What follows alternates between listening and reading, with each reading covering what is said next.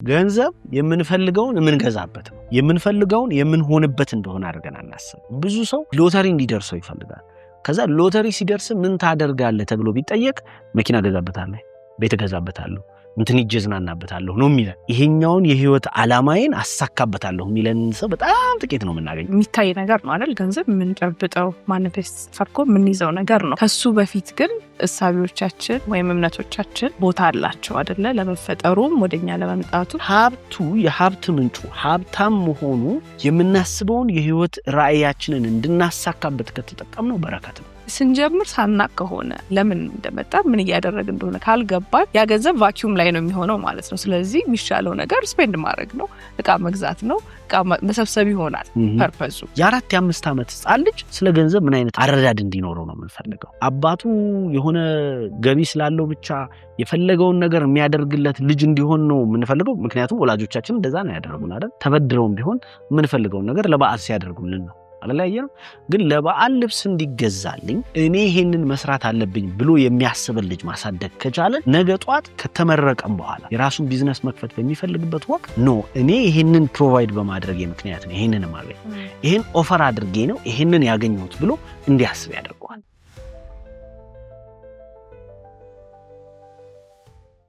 እንደምናችሁ ተመልካቾቻችን፣ በሌላ ሳምንት ከሌላ እንግዳ ጋር ተመልሰን መተናል።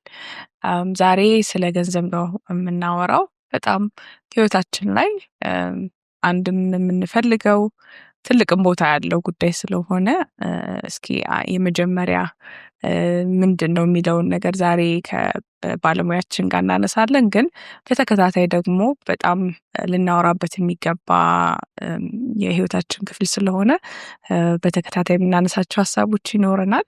ዛሬ ጋበዝነው እንግዳ ሳሙኤል ተክለኢየሱስን ነው። የህይወት ክህሎት አሰልጣኝና የቢዝነስ አማካሪ ነው። ሳሚ እንኳን ደህና መጣ። እንኳን ደህና ቆየሽ ሱቤ። ይሄንን ቶፒክ ይሄንን የህይወት ክፍል ለማንሳት በጣም ብዙ ጊዜ አስብ ነበር። ከብዙ ሰዎች ጋር እናወራዋለን። ያው ትልቅ የህይወት ክፍል ነው፣ ግን ከታችን ተምረነው አንመጣም። ካደግን በኋላም ደግሞ አያያዙም ይጠፋናልና እሱ ላይ እስኪ ከመሰረቱ ጀምረን እንድናወራ ዛሬ አስቤያለሁ። መልካም። እንግዲህ አሁን ከሚታይ ነገር ነው አይደል? ገንዘብ የምንጨብጠው ማኒፌስት ፈርኮ የምንይዘው ነገር ነው። ከሱ በፊት ግን እሳቢዎቻችን ወይም እምነቶቻችን ቦታ አላቸው አይደለ? ለመፈጠሩም ወደኛ ለመምጣቱ ሁሉም ነገር መጀመሪያ ውስጥ ስለሆነ የሚፈጠረው። እስቲ እሱን እንመልከት። አዎ እንግዲህ እንዴት ሆኖ እንደሆነ ግራ በሚገባ መልኩ አብዛኞቻችን ጋር ሀብት የመልካም ያለመሆን ማንነትን የመገንቢያ መሰረት ተደርጎ ይታሰባል። ወይም ደግሞ ሀብት ያላቸው ገንዘብ ያላቸው ሰዎች መልካም የሆነ ባህሪ ለማጎልበት ወይም ለማዳበር ይሳናቸዋል ተብሎ ይታሰባል። ገንዘቡ ያስፈልጋል። ምክንያቱም የምናስበውን ዓላማ ሰው መርዳት ያሰበ ሰው፣ ለሰው መኖር ያሰበ ሰው ገንዘብ ያስፈልገዋል። አንድን የወደቀ ሰው ለማንሳት አንድ ሰው በመጀመሪያ ራሱ ረግጦ መቆም መቻል አለበት። በፋይናንስ ወይም ደግሞ በገንዘብ ወይም ደግሞ በራስን በኢኮኖሚ በመቻል ራሱ ያልቆመ ሰው ያልጸና ሰው እንደምንስ ሌሎችን ሊያነሳ ይችላል? እንደምንስ ለሌሎች ሊደርስ ይችላል? እኔ በኔ ፊሎሶፊ እያንዳንዳችን የምንፈጠረው ለራሳችን ሳይሆን ከራሳችን አልፈን ለሌሎች እንድንበራ ነው ብያምናለሁ። ሌሎች ጋር ያለውን ይሄ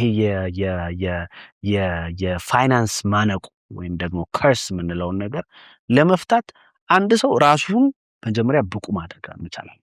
ባለጠጋ መሆን ያስፈልጋል። እውነት ነው። የገንዘብ አጠቃቀማችን ከልጅነት ጀምረን ያደግንበት የማህበረሰባችን ብዙ ጊዜ ገንዘቡ ሲመጣ ሲያጠፉት ነው እያየን ያደግነው። አብዛኞቻችን ቆም ብለን መለስ ብለን ቤተሰቦቻችንን አስተዳደጋችንን ብንቃኝ ገንዘቡ ሲመጣ እቁብ ይጥላሉ። አዎ ጥሩ። ልክ እቁቡ ሲመጣ ግን እቃ ይገዛበታል። የሆነ ገንዘብ ጭማሪ ሲመጣ ቤት ውስጥ የሆነ ከተለመደው ከወራዊው ገቢ የተለየ የሆነ ገቢ ጭማሪ ሲመጣ የሆነ ነገር ነው የሚገዛው። ወዲያውኑ ነው ስፔንድ የሚደረገው። ገቢ ማግኘት ወጪ ለማውጣት ቶሎ መቸኮል ውስጥ በዛ ጠርፊያ ውስጥ ነው ያደግነው። ስለዚህ ሰብኮንሺየስ ማይንዳችን ላይ ሪከርድ የተደረገው ነገር ልክ ገንዘብ ማግኘት የምንፈልገው ብዙ ሰው ሎተሪ እንዲደርሰው ይፈልጋል። ከዛ ሎተሪ ሲደርስ ምን ታደርጋለህ ተብሎ ቢጠየቅ መኪና ገዛበታለሁ፣ ቤት ገዛበታለሁ፣ እንትን ይጀዝናናበታለሁ ነው የሚለን አይደለ? ይሄኛውን የህይወት ዓላማዬን አሳካበታለሁ የሚለን ሰው በጣም ጥቂት ነው የምናገኘው፣ ውስን ነው የምናገኘው። አየሽ፣ ሪሶርስ መሆን አለበት ገንዘብ ብለን ስናስብ ሀብቱ የሀብት ምንጩ ሀብታም መሆኑ የምናስበውን የህይወት ራዕያችንን እንድናሳካበት ከተጠቀምነው በረከት ነው። አለበለዚያ ቁስ ለመሰብሰብ ከሆነ ዋጋ አይኖረው። በዙሪያችን ያየናቸው ባለ ሀብታሞች የምንላቸው ሰዎች ባለጠጎች አልነበሩ። ሀብታም መሆንና ባለጠግነት ይለያያል። ሀብታም መሆን ይቻል ይሆናል፣ ገንዘብ መሰብሰብ፣ ቁስ መሰብሰብ፣ ብዙ ንብረት ማከማቸት ይቻል ይሆናል።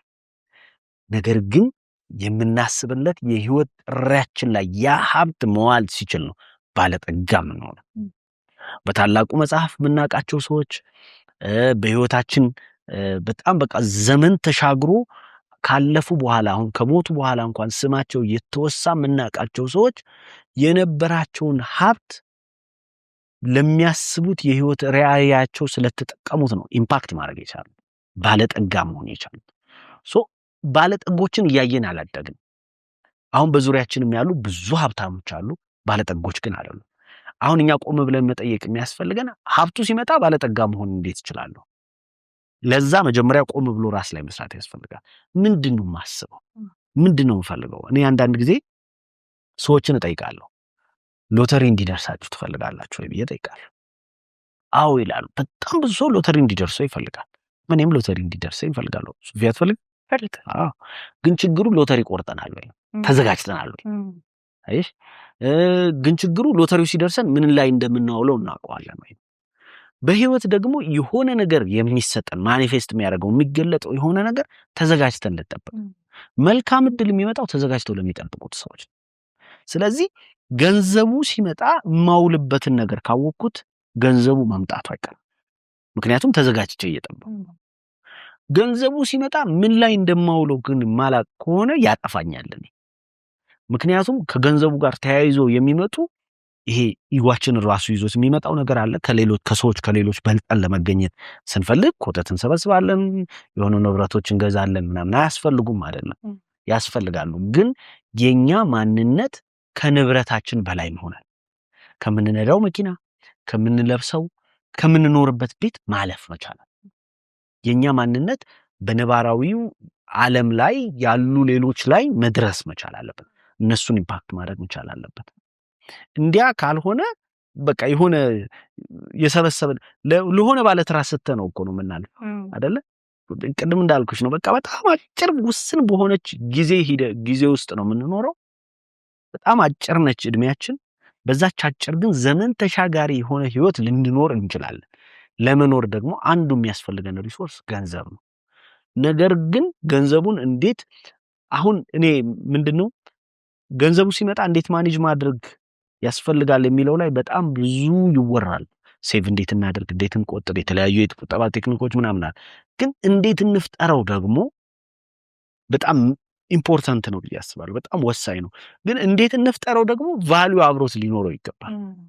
ምክንያቱም ገንዘብ መፍጠር የፈለገ ሰው ሰርቆም ሊያመጣው ይችላል፣ በሙስናም ሊያመጣው ይችላል እኮ አይደለ? ገንዘብ በምንም ግን በቫልዩ ሲመጣ ያ ይቆያል። እኛ ጋር የሚቆይ ነው። ስሩ ጠንካራ የሆነ ነው የሚሆነው። ቅድም እንዳልኩሽ ነው አስተዳደጋችን ላይ ዲዘርቭ የምናደርገው ገቢ እየተሰጠን ያደግነው እንጂ እርን የምናደርገው ገቢ በልጅነታችን አላገኘንም። ለምሳሌ የሆነ ነገር እንዲገዛለን እኔ አንድ ታሪክ ልንገርሽ። 8ኛ ክፍል ተማሪ ሆኜ በእኔ ጊዜ እዚህ ጎንና ጎኑ ጋር ኪስ ያለው ጅንስ ሱሪ ፋሽን ነበር እና እናቴ እሱን ሱሪ ሴሚስተር ራሱ አላለቀ ከስታምጣ ቁም ሳጥን አስቀመጠችው። ከ1 እስከ 3 ከወጣ ይሄ ሱሪ አንተ ነው። አንዳንድ ጊዜ ልጅነትም ያሳዝናል፣ ግርም ይለኛል። መጨረሻኛም በወጣ ሱሪው ተገዝቷል።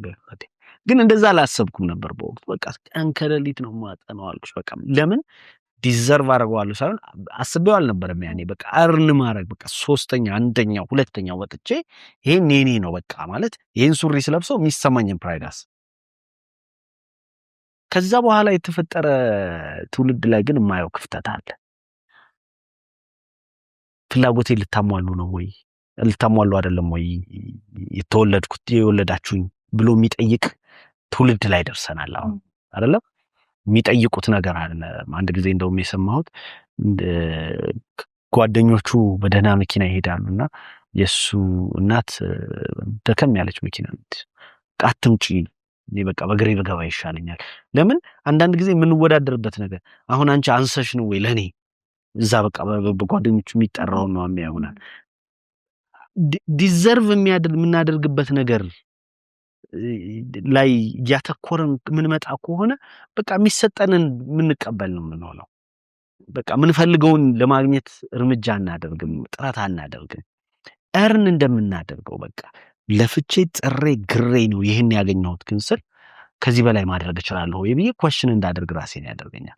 ያን አይነት አስተዳደግ መፍጠር አለብን። እንደው መቼስ እንደው የሆነው ሆኗል። አሁን እኛ የደረስንበት ደርሰናል። መለስ ብለን ለልጆቻችን ማሰብ ያስፈልገናል። አሁን የሚመጣው ጀነሬሽን ያው እንዳባባሉ ቀጣዩ ጀነሬሽን አሁን ካለው ጀነሬሽን ዝቅ ካለ ተጠያቂው አሁን ያለው ጀነሬሽን ነው ምን ጊዜም ቢሆን። ስለዚህ እኛ ኃላፊነት አለን። እኛ ምናልባት ወላጆቻችን በአንድም ሆነ በሌላ መንገድ በገባቸው ልክ አሳድገውን አሁን የደረስንበት ደረጃ ደርሰናል። እኛስ ቀጥሎ ለሚመጣው ጀነሬሽን ምንድነው ማድረግ ያለብን? በተለይ ኢንተርምስ ኦፍ ፋይናንስ ከገንዘብ አያያዝ አኳያ ገንዘብን ከመፍጠር ክሬት ከማድረግ አኳያ ምንድነው ማድረግ ያለብን? እንዴት ነው ገንዘብን እኛ ልጆቻችን እንዲያመጡት የምናስበው? የ4 የ5 ዓመት ህፃን ልጅ ስለ ገንዘብ ምን አይነት አረዳድ እንዲኖረው ነው የምንፈልገው? አባቱ የሆነ ገቢ ስላለው ብቻ የፈለገውን ነገር የሚያደርግለት ልጅ እንዲሆን ነው የምንፈልገው? ምክንያቱም ወላጆቻችን እንደዛ ነው ያደረጉን አይደል? ተበድረውም ቢሆን የምንፈልገውን ነገር ለበዓል ሲያደርጉልን ነው አይደል?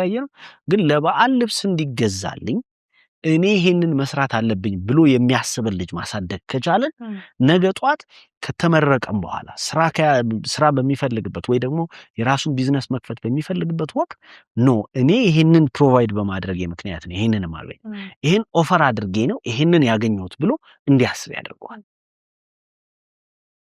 ለምን ይሄንን ጥያቄ አነሳለሁ? ይሄንን ሐሳብ ለምን አነሳለሁ መሰለሽ ሶፊዬ?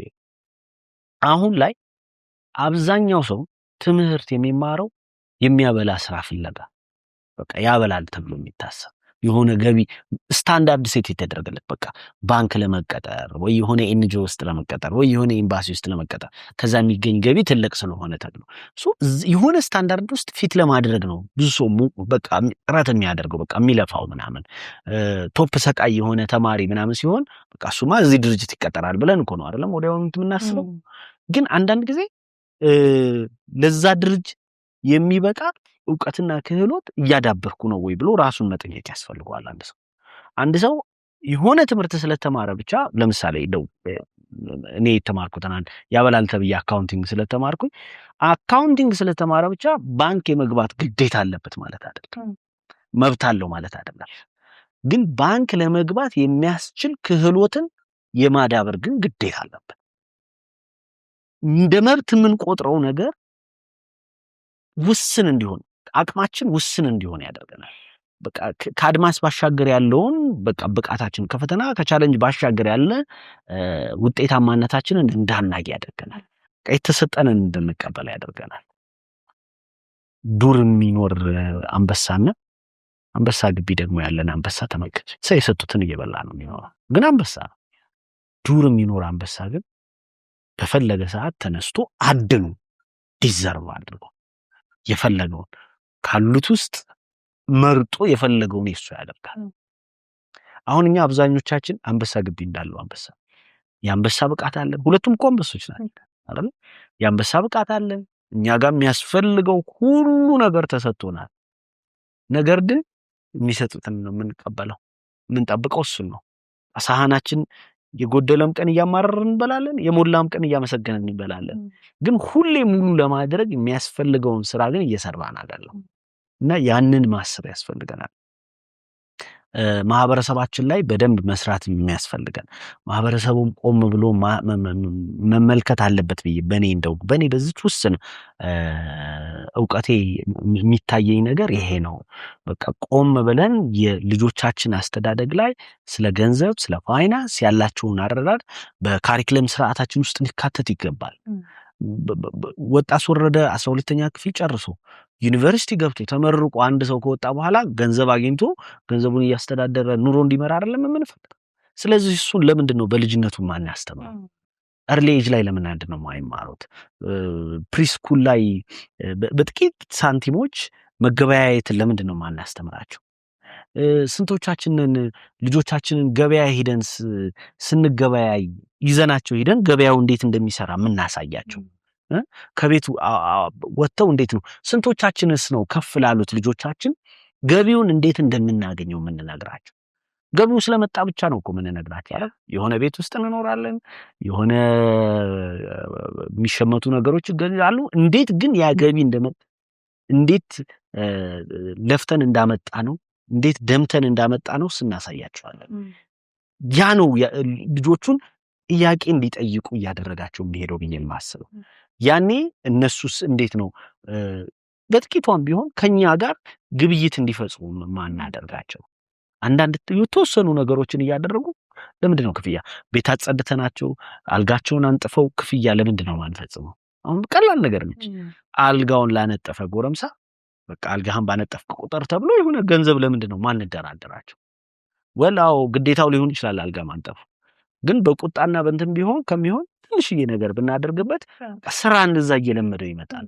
ስራን ቤቱ በልጅነቱ እየለመደው የመጣ ሰው ገቢ ማግኘትን ገንዘብ ማግኘትን በልጅነቱ እየለመደው የመጣ ሰው ትልቅ ሲሆን አይቸግረውም። አሁን አብዛኞቻችን አናውቀውም፣ እየተሰጠን ነው ያደግነው። ከዛ ኦሎፈሰደን አየር ላይ ያለ ፓራሹት ነው የምንጣለው። ገቢ እንድናገኝ ኦሎፈሰደን ይፈለጋል እና ያ መስተካከል ያስፈልጋል ብዬ አምናለሁ። እዚች ጋር ምን እንጨምርባት?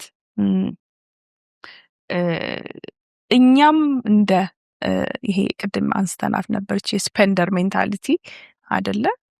መጥቶ የሆነ ነገር አግኝተን የሆነ ነገር ገዝተን ከዛ ደግሞ ለኢጓችን የሚሰጠው ስሜት አለ አይደለ? ይሄ ያለኝ ወይም ይሄ ነኝ የሚል ማንነት አይደንቲቲ ያለው አብሮት አታችመንት አለን ማለት ነው። ያችን ፓርት እስቲ በደንብ እንመልከታት። ለምን ቅድም ያልከኝን አላማ ያለው የመጣበትን ነገር የሚያውቅ ሰው ይሄንን ነገር ሪሶርስ ነው ተጠቅሞ እሱን ማሳቂያ እሱን ማሳደጊያ ያደርገዋል። ስለዚህ ስንጀምር ሳናቅ ከሆነ ምን ለምን እንደመጣ ምን እያደረግ እንደሆነ ካልገባን ያ ገንዘብ ቫኪዩም ላይ ነው የሚሆነው ማለት ነው። ስለዚህ የሚሻለው ነገር ስፔንድ ማድረግ ነው፣ እቃ መግዛት ነው፣ እቃ መሰብሰብ ይሆናል ፐርፐዙ።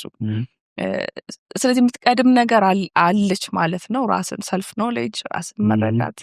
እስቲ እሷን አሁን እሴቱ ወይም ደግሞ ቫልዩ የሚገነባው ትርጓሜው ላይ የምንሰጠው ትርጉም ላይ ነው። ስለ ገንዘብ የሚኖረን ትርጓሜ ለገንዘቡ ይዞት የሚመጣው እሴት በቃ ዋና ኮሩ ወይም ደግሞ በቃ እንትኑ ጥንስሱ ያለው እዛ ጋር ነው።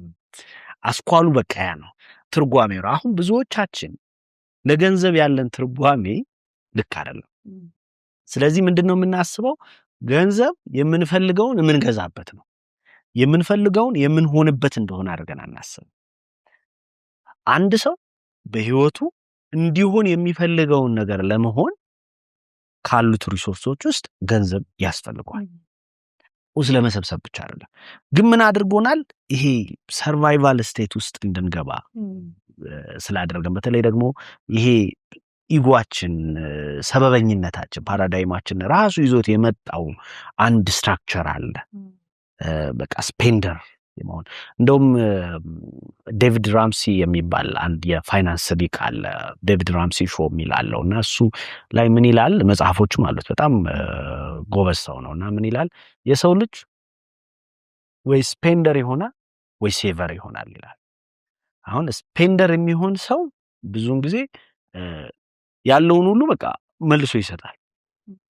ሴቨር የሚሆን ሰው ደግሞ ያለውን ያስቀምጣል፣ ግን ኑሮ አይኖርም፣ ህይወት አይኖርም። አሁን ሴቭ ማድረግ ማለት ወይ ደግሞ ስፔንድ አናደርግ ማለት እንደው በቃ ዝም ብለን ምንድነው በቃ ተቦሳቁለን እንኑር ማለት አይደለም። ሴቭ እናድርግ ወይም ስፔንዲንጋችንን እንመርምር እንፈትሸው ስንል ስፔንድ የምናደርጋቸው ነገሮች ምን አይነት ቫልዩ ይዘው መጥተዋል? የስፔንዲንጋችን ትርጓሜ ምንድነው ነው? ሁለቱም ላይ ማውጣት አለብን። ህልማችንም ላይ እናወጣለን፣ ህይወታችንም ላይ እናወጣለን። ግን ምንድነው ይዞ የሚመጣው ኢንተርን? አንድ የብር ኖት እኮ ወረቀት ነው። ወረቀቱን ሰተን የምንቀበለው ነው አይደለም? የብሩን ዋጋ የሚያመጣው አይደለ? ስለዚህ የት ነው ሴቭ ማደርገው ነው? የት ነው ስፔንድ ማደርገው ነው መታየት ያለበት። አሁን እኛ ኢትዮጵያኖች ስፔንድ እናደርጋለን፣ ስፔንደሮች ነን። ኮርስ ስፔንድ እናደርጋለን። ሴቭ የሚያደርግ ማህበረሰብ አካል አለ፣ ሴቭ እናደርጋለን። ግን አሁን ጥያቄው የሚሆነው ብዙ ሰው ትርጓሜው አልገባው። ሴቭ ሲል ለምን የሚለውን ጥያቄ መጠየቃል። ስፔንድ ሲያደርግ ለምን ብሎ መጠየቃል። የምቆጥበው ለምንድን ነው? የማወጣው ስለምንድን ነው? የማወጣበትን ነገር ካወቅኩት፣ የማወጣበት ነገር ይዞት የሚመጣውን ደግሞ ቤኔፊት ከተረዳሁት፣ ከተገነዘብኩት፣ ያንን መጠየቅ ከቻልኩ፣ ሚዛን ላይ ማስቀመጥ ከቻልኩ፣ በደንብ ኮንሺየስሊ ነገር መመርመር ከቻልኩኝ፣ ያኔ ስፔንደር በሆንም ግን ስፔንድ ማድረጋቸው ነገር ኢን ፊውቸር ይዘውት የሚመጡትን ነገር አውቃለሁ። አንዳንድ ጊዜ ስፔንዲንጎቻችን ኢንቨስትመንት ሊሆኑ ይችላሉ። እነዚህ ኢንቨስትመንቶች ውጭ ላይ ሊሆን ይችላል፣ ራሴ ላይ ሊሆን ይችላል። አለበለዚያ ግን የሆነ ቅድም እንዳልሽው ኢጎን ለማስታመም፣ ኢጎን ፊድ ለማድረግ ወይ ደግሞ ከሆነ ሰው ጋር እኩል ሆኖ ለመገኘት ሲባል የሚወጡ ወጪዎች አሉ። አንዳንድ ሰዎች እኔ እንደውም አንዳንዴ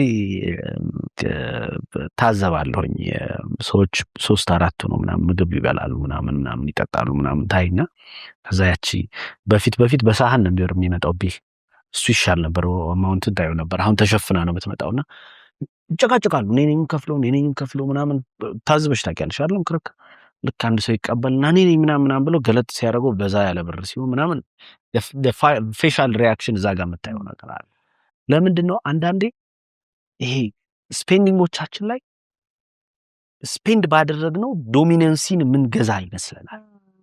ሌሎች ላይ በተለይ ስፔንድ በማድረግ ሌሎችን በመጋበዝ ለሌሎች በመክፈል ለሌሎች የሆነ ነገር በማድረግ ዶሚነንት የምንሆን ይመስለናል። ነው ዶሚነንት የምንሆነው ኢምፓክት በምናደርገው ነው።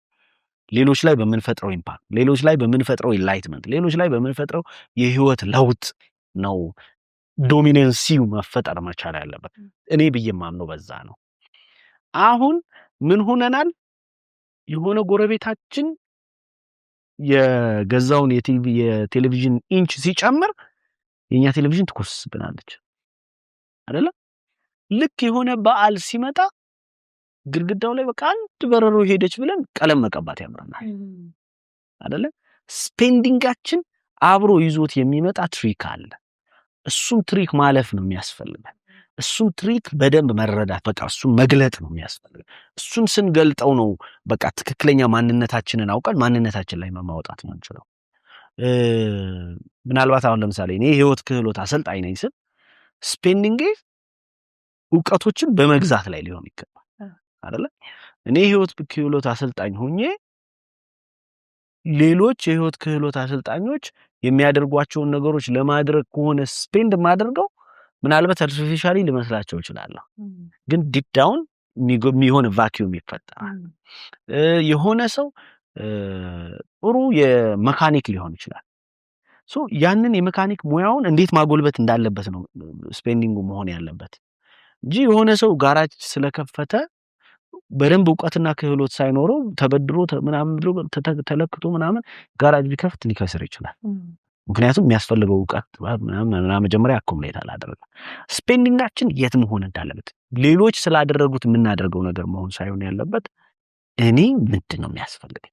በተለይ ደግሞ ያችን ስትሮንግ ዋይ መጠየቅ የቻለ ሰው ለምንድን ነው የፈለጉት ወጪ ሳወጣ ለምንድን ነው ሳስቀምጠው ስለምንድን ነው ብሎ መጠየቅ የቻለ ሰው ለዛም መልስ ያገኘለት ሰው ከዛ በኋላ ስፔንድ ቢያደርገው ኢን ሪተርን የሚዞት የሚመጣው ቫልዩ አለ፣ ትርጓሜውን ስለሚያውቀው ማለት ነው።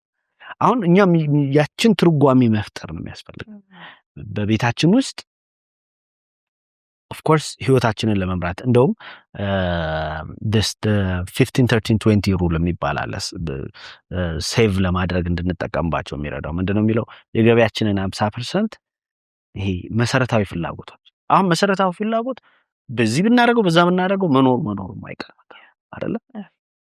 ግን there is this ደግሞ want ምንለው አለ ወደን ፈቅደን በቃ ለፕሌዠራችን የምናወጣው ወጪ አለ።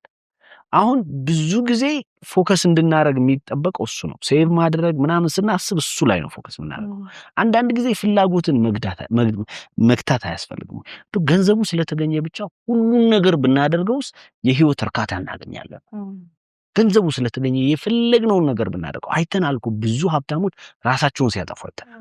በጣም ብዙ ሀብታሞች በጣም ዲፕሬሽን ውስጥ ሲገቡ አይተናል። ለምን? ገንዘቡ የፈለጉትን ነገር ሁሉ የመግዛት አቅም ቢኖረውም እንኳን ግን በገዙት ልክ የሚኖረው ትርጓሜ ልክ ስላልሆነ እነሱ ውስጥ ግን የሚፈለገውን ኢምፓክት አያመጣው። ስለዚህ ገንዘቡ መኖሩ ብቻውን አይደለም የሚሆነው፣ ፍላጎቴን እንዴት ነው? ምክንያቱም የሰው ልጅ ፍላጎቱን ማስተካከል ሲችል ነው የሚያስበው የህይወት ዓላማ መቀየር የሚችለው። ፍላጎት ነው። ፍላጎት ዝም ብሎ ነው የሚነዳን። በቃ ማለት ምንም በቃ ያልተገራ ፈረስ ነው ፍላጎት። በፈለገበት መንገድ በሱስም በዩ ባዋዋልም በዩ ተገቢ ያልሆኑ ልማዶችን ፍላጎቶች የፍላጎት መነሻዎች ናቸው እነዚህ። ፍላጎት ነው ወደዛ የሚያደርገን በአንድም ሆነ በሌላ መንገድ ይነሱ እንጂ እነሱን መግታት የቻለ እነሱን መገደብ የቻለ የነሱን ትኩረት ማስተካከል የቻለ ሰው ደግሞ በህይወት ውስጥ ለውጥ ማምጣት ይችላል። ሰላም እንዴት ናችሁ? የግሬትነስ ሾው ከተለያዩ እንግዶቹ ጋር አብሯችሁ ላለፉት 11 ዓመት ቆይቷል። የተለያዩ ሀሳቦችን፣ እውቀቶችን፣ ልምዶችን፣ ትምህርቶችን የምንማርበት ዝግጅት ነው። ይሄ ዝግጅት ለብዙ ሰዎች ህይወት መለወጥ ምክንያት ሆኗል፣ በሀገርም ውስጥ ከሀገርም ውጪ። አሁንም ደግሞ የተለያዩ አዳዲስ ይጠቅማሉ ብለን የምናስባቸውን ዝግጅቶች ወደ እናንተ እናቀርባለን። በዚህ አብራችሁን ለመሆን ሰብስክራይብ እያደረጋችሁ ሀሳባችሁን እየሰጣችሁ ቤተሰቡ ነው።